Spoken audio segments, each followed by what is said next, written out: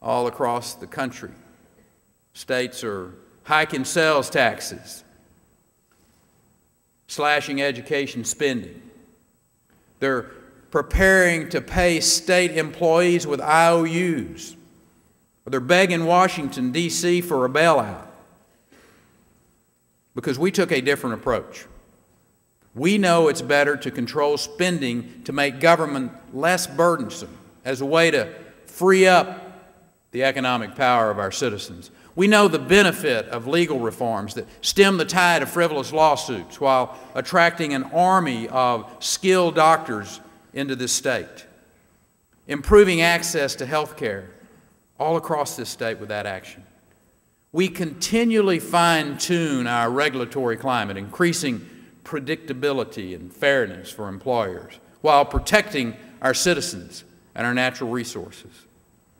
We also invest in proven economic development efforts like our Enterprise Fund, our Emerging Technology Fund, and the FIM incentive, which target an industry that has brought more than $1.2 billion into this state over the past 10 years.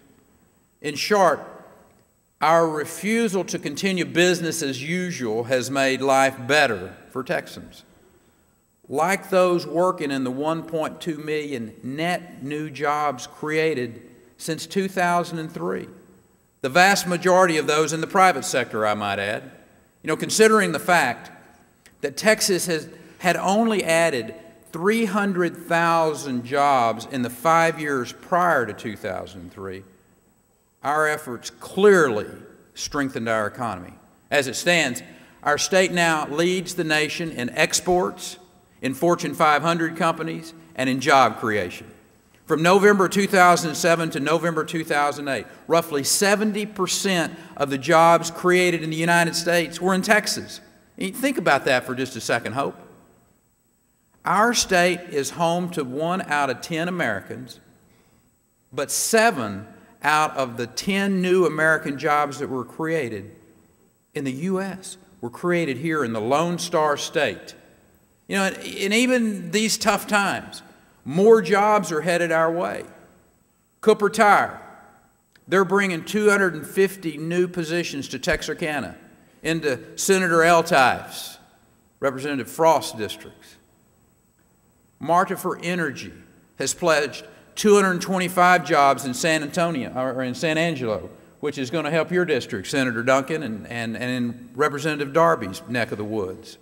Caterpillar, they're moving 1,400 new jobs to Seguin to energize the economy represented by Senator Whitworth and by Representative Kemple. I want to recognize Mike Coolidge. You might recognize the shirt he's got on. He's a generator technician for Caterpillar here in Texas. He's up here with me on the stage. Mike, thank you for being here.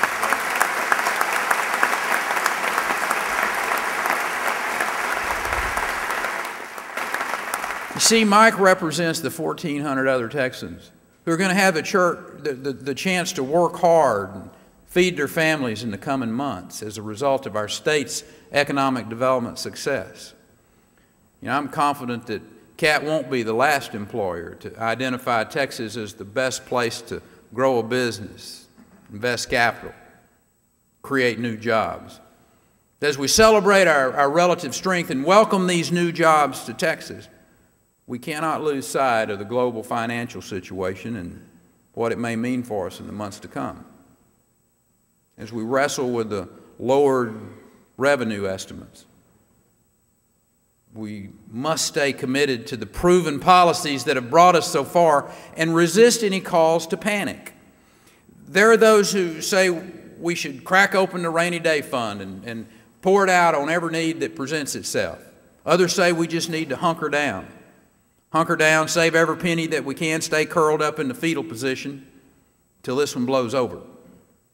Now, I'm a big believer in conservative fiscal approaches, but that doesn't mean it's time to play defense. Texas is strong because we aggressively play offense. In tough times, others see threats. Texans see opportunity. For example, in the nationwide,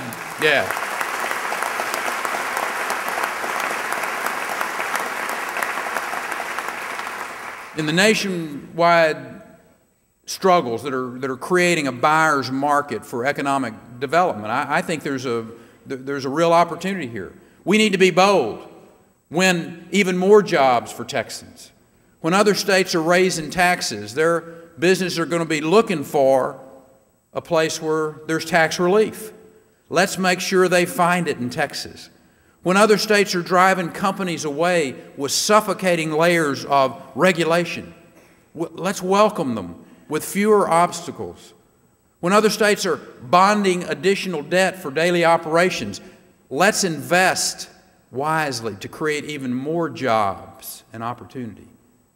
We ought to start by replenishing the Emerging Technology Fund, Senator, our film incentive, and the Enterprise Fund to keep drawing ideas and investment and jobs to Texas. Together, we've invested $377 million with the Enterprise Fund since 2003, creating nearly 54,000 jobs for Texans, drawing $14 billion in direct capital investment into our state. These jobs have gone both to urban districts and to rural districts. They've been in the Metroplex all the way to the border, Piney Woods to East Texas to El Paso. They've been providing families and strengthening communities. As we look to enhance our economy, we need also to take a close look at the reform business tax, that tax that we implemented just a few years ago. You know, with one collection cycle under our belts now and plenty of feedback from the comptroller and business owners, we know enough now to improve it. The question is how. I would support raising the small business exemption to $1 million.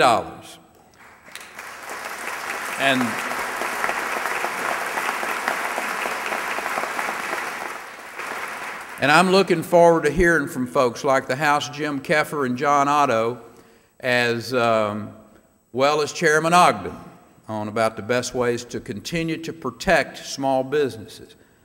You know, our guiding priority must be shrinking, not expanding the burden on the small businesses that are the backbone of our economy. Let's free up our entrepreneurs to keep doing what they do best, creating wealth, drawing investment, and generating the jobs needed by our growing population. The Census Bureau, interestingly, tells us averages 1,000 new people a day, John. I mean, our state continues to grow rapidly. As more people move here, will our economy continue to grow? Or will we let taxes and regulatory encroachments creep upward to choke off that innovation? I say we hold the line. Will they find their property taxes spiraling continually upwards because of a broken appraisal system? I say we give that system a dose of accountability and transparency and restraint. Will they find themselves stuck in traffic, paying too much for dwindling supplies of power and water?